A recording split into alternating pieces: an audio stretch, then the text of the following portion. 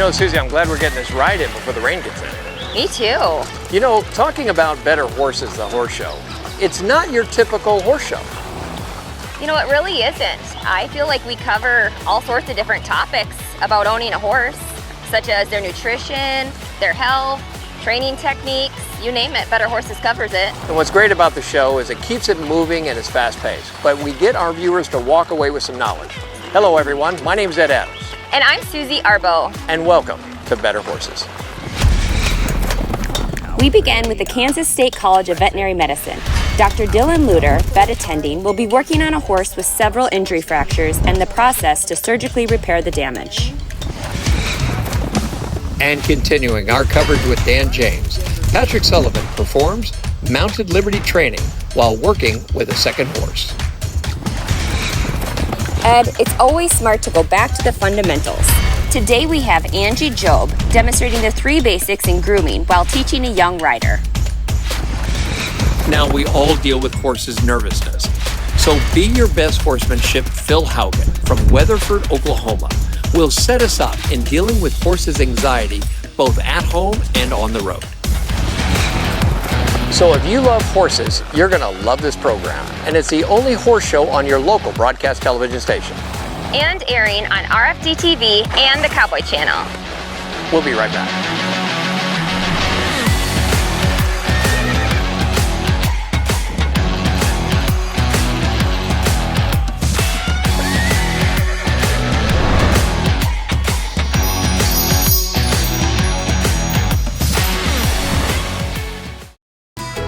American Animal Health has what we call an unconditional commitment. Our team members have spent countless hours relocating horses, finding horses and helping those in need, going and helping in the California wildfires. One of the passions we have as a team is not only helping horses, but helping people. And when we can put the two together, that really lights us up. It's just who we are.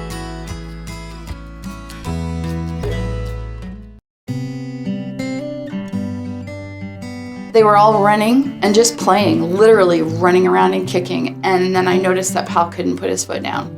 So I went running out to him to see, okay, what's going on? What happened? And he literally was hot to touch, wouldn't put his foot down. That very early morning, Dr. Sarah Zarnick came to our rescue and brought her x-ray, and she determined that it was fractured. And the first thing she said, if we're gonna do this, we're gonna go to K-State. I received him on emergency, where we were able to evaluate his fracture, take radiographs or x-rays to see the extent of the damage to the limb, and then stabilize him through the night until we could surgically fix the fracture the next day. The following morning we were working with both the radiology service and the anesthesiology service to get Pal in the CT right away, get those high quality images of the fracture. Ultimately, we wanted to find out how many pieces that fracture had broken into and whether or not we could fit those pieces back together surgically. Here we have wherever the blue line is on one screen is the picture that shows up on the other side of the screen. And we can see there we've got one fracture line communicating in with the coffin joint, which we knew from the initial x-rays, and we knew that's going to set Pal up for arthritis in that joint. And then now as we move approximately up the limb, we're about halfway through P2, we start to see here's another fracture fragment that shows up. We can start to see the whisper of a fourth fracture fragment. None of this was beyond repair, but as we move further proximally towards the pastern joint, you can start to see multiple smaller pieces coming into play. And particularly these smaller rectangular fractures in the middle of the bone were the most problematic, and they're ultimately what prevented us from reconstructing this pastern joint surface and reconstructing the strength of the bone. So I knew right away from the CT that we wouldn't be able to fully repair Pal's bone, but we were fortunately able to get this bone placed on the front of the pastern and put some compression across this joint and immobilize one big fracture fragment in the middle here. The rest of them I'd tried in surgery for quite some time to try to reconstruct, and they just were too mobile, too fractured to be able to to get them put back together. So here on the right-hand screen, you can see these large pins that we placed in his cannon bone just above his fetlock. These are the largest pins that they make. And then we went in later and we placed a cast material around this to incorporate those pins that were sticking out the side and basically allow him to bear weight on these pins so that the entire fractured part of the leg below the pins is just able to float inside the cast and move on and heal. At that point, it was like Pal almost read the textbook. He stood up really well. He was comfortable on the leg. We would monitor him closely for any signs of cast complications or any discomfort. Pal was really expressive in how he felt those days, and he would often communicate with Vicky,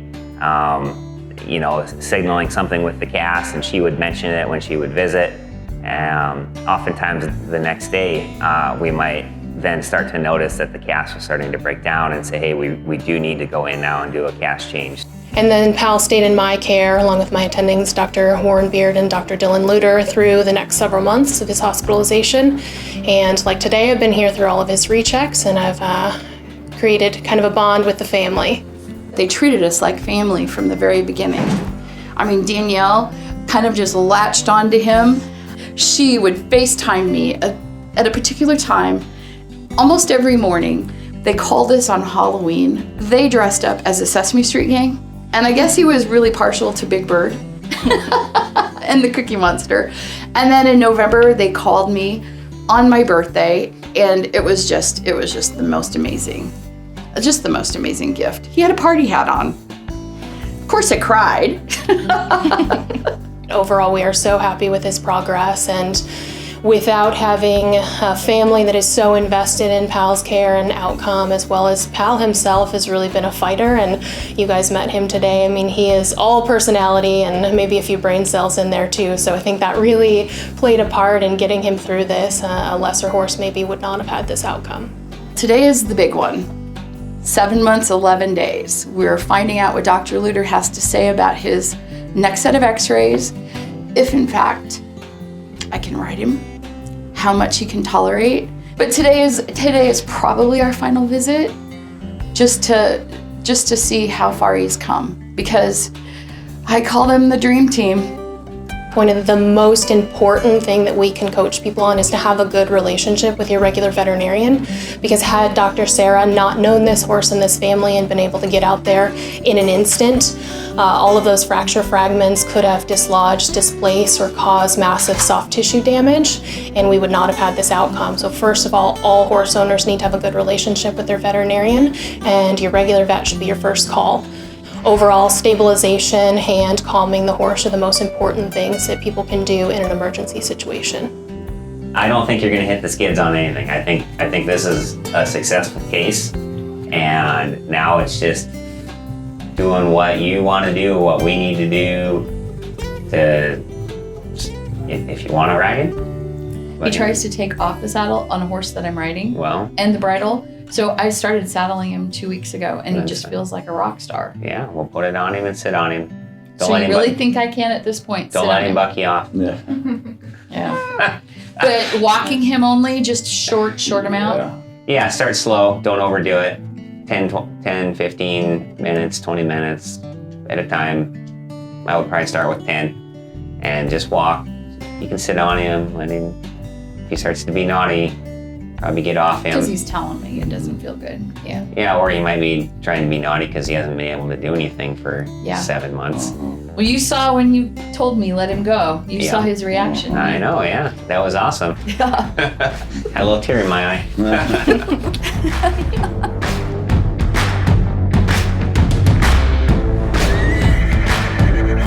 Hey Wranglers, we got a lot more better horses coming your way right after this word.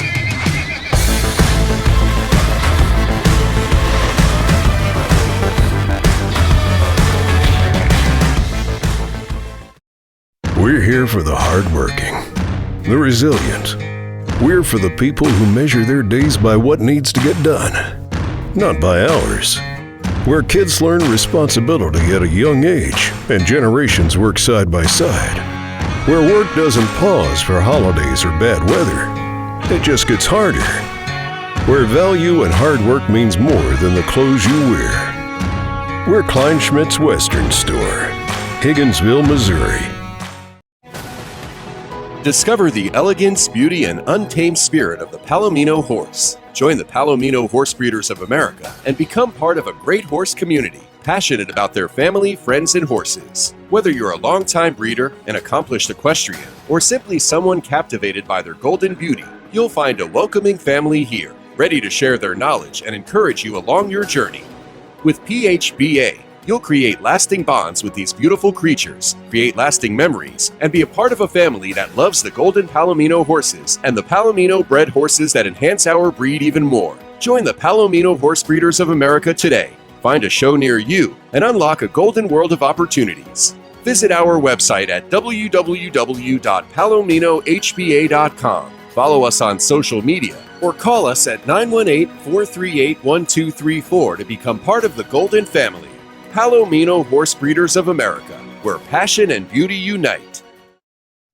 G'day guys, Dan James here from Double Down Horsemanship, and here today we're with Patrick Sullivan, and we're going to get to show you guys our third segment on working the horse from the ridden horse. So this is going to be a next advancement. You're going to see Patrick's going to be riding bareback and bridleless. You're going to see that these two horses have only been together a short amount of time. One of them is a off-the-track thoroughbred that belonged to my wife Elizabeth, that she competed on at the thoroughbred makeover, and the other little mare is Patrick's own personal mare, who's an Arabian. So talk about a difference of two horses coming together. Patrick's done an amazing job of putting these horses together, working them at Liberty.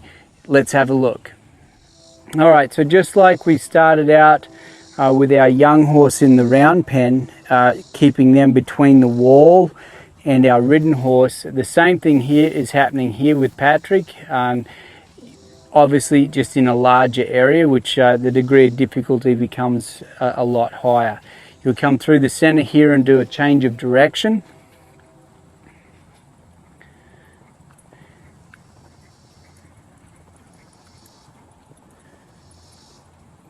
And you can see how that these horses are rating one another, pretty well as they're going through here. You'll see that, as he changes direction, that these horses sort of make small adjustments in order to be able to help keep themselves alongside one another.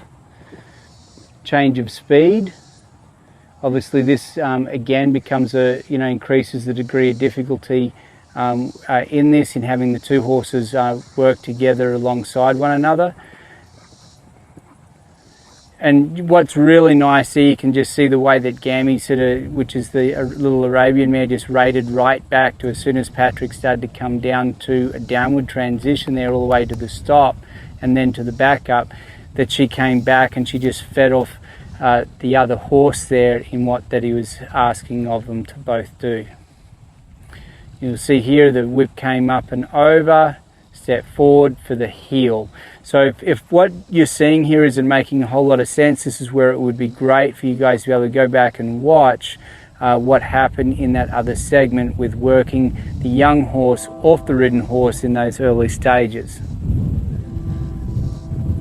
Good, here we're sending the horse around. You can see that he's staying there in the center.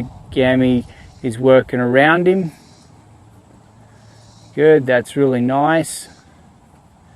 Follows her with the whip, steps forward and lets the Liberty horse heel back to the original starting position. There becomes a little bit more of an advanced move where he takes that whip up and over her back and asks her to step that hip in right there beside him. Here he's going to change horses and demonstrate working now Aussie from his little mare. Okay, so here we go. So Patrick is now on his mare Gammy, and he's now going to be working Aussie from the ridden horse. So it's changed positions here. It's kind of, this is what it's all about, helping to have good balanced horses in doing this job at Liberty, is being able to do vice versa here. Patrick's going to go ahead and you can see him here starting to set up to send Aussie out and around. That whip there is sort of just inside that shoulder there, and he'll be setting up here looking for a change of direction. just like we've seen earlier. That's a nice change of direction. And drop the whip back. Good, that was nice. It was nice with just the way that he flowed, like both horse and him sort of flowed through that movement there. He's following the Liberty horse with the whip, asking him to come back to that shoulder. All the way back to that original start position. You're watching Better Horses, raising your horse experience.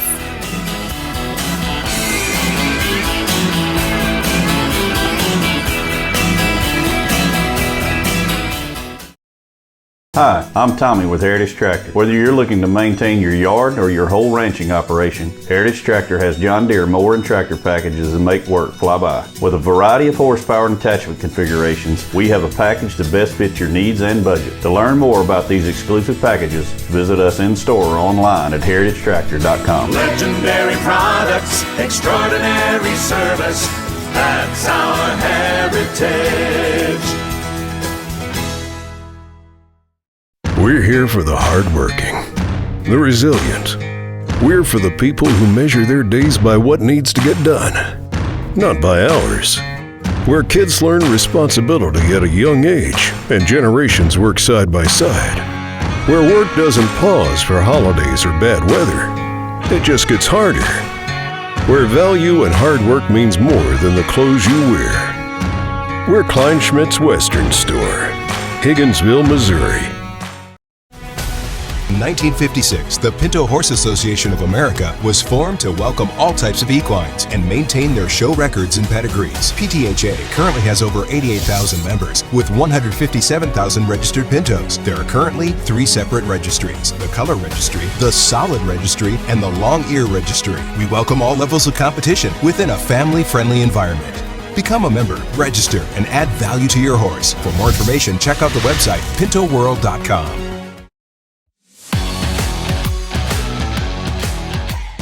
Hi, my name's Angie Jobe. Welcome to C-Bar J Ranch. We're located at Windsor, Missouri, and we're here today with Anthony and our pony Annie.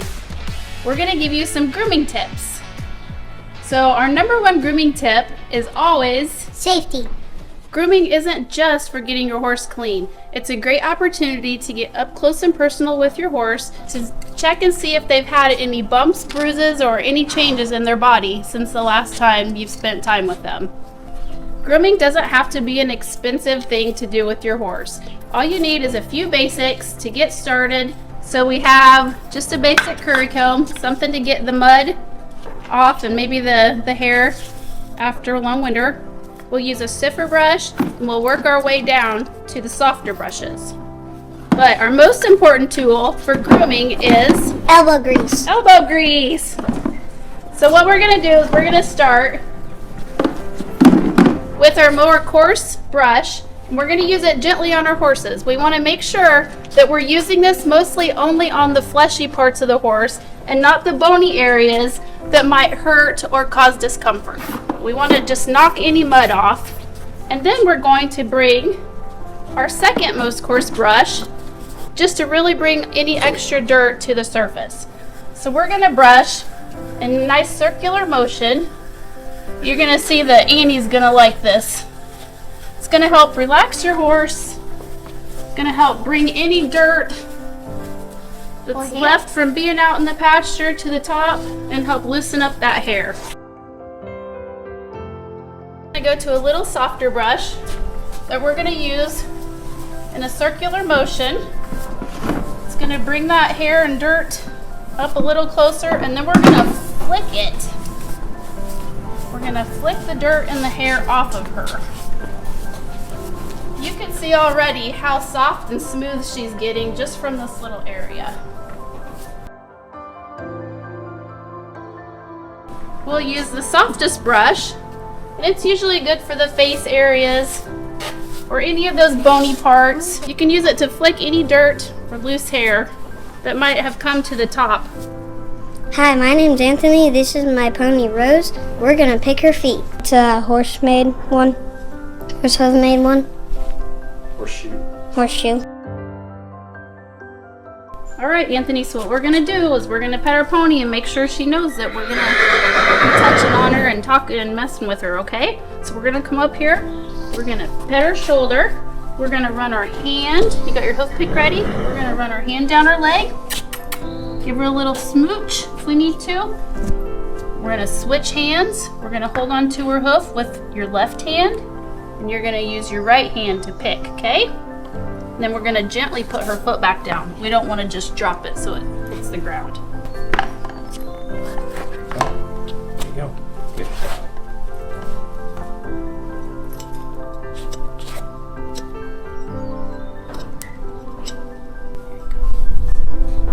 I like to put a rester on my, there you go.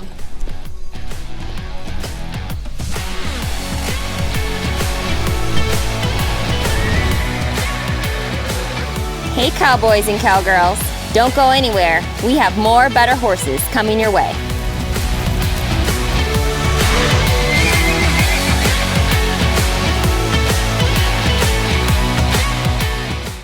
Here's to the unbreakable spirit of today's ranchers. For all those running cow-calf operations, the American International Charolais Association is dedicated to strengthening your herd with the Charolais breed. The Charolais Advantage delivers more pounds for more profit. Getting Charolais genetics into commercial herds is the heart of a successful cattle operation. White hides bring an inherited benefit to commercial herds, providing advantages of growth and feedlot efficiency. It's white gold. For more information, go to CharolaisUSA.com. In 1956, the Pinto Horse Association of America was formed to welcome all types of equines and maintain their show records and pedigrees. PTHA currently has over 88,000 members with 157,000 registered pintos. There are currently 3 separate registries: the Color Registry, the Solid Registry, and the Long Ear Registry. We welcome all levels of competition within a family-friendly environment. Become a member, register, and add value to your horse. For more information, check out the website pintoworld.com. It's time to go with United Mosquito and Fly Control's premier fly system for fly control in your barn, providing relief for horses from the stress of fighting flies, and also makes the barn more pleasant for everyone in the barn. Easy, effective, and safe. With United Mosquito and Fly Control, we provide a full service. You as the barn owner don't have to do anything. We go everywhere and take care of everything with our friendly fast service. Call today at 913-558-3814 or email Paul at unitedmosquito.com. Hey everybody, thanks for having us on Better Horses TV this week. This week our training tip is going to cover controlling anxiety in your horse when you're either at home or at an event. There are going to be times when that happens. Okay, everybody has anxiety. Horses have anxiety. Sometimes it's really frustrating because we don't understand what's causing the anxiety, okay? But that's just, sometimes we got to understand that you're not going to understand everything about a horse. You're not going to understand everything about what they see. You know, one of the things that really helped me start to understand my horses better was when I started understanding that their eyes are so much different than ours, okay? So the bottom part of a horse's eye sees what's on the ground, where they're putting their feet, and what they're going to eat. The top part of the horse's eye, it's like a bifocal, the top part of the horse's eye sees images farther off, okay? So when you think about that, there are times when I go different places and I'll have a horse that I'm pretty proud of that I think is really broke. And just like taking this horse to clinics this summer with me, there were places where he would see things that you could tell he wasn't paying attention to me and he wasn't using the thinking side of his brain. So when a horse gets back to using the thinking side of their brain, that anxiety will start to go away or subside, because anxiety is reactive driven, okay?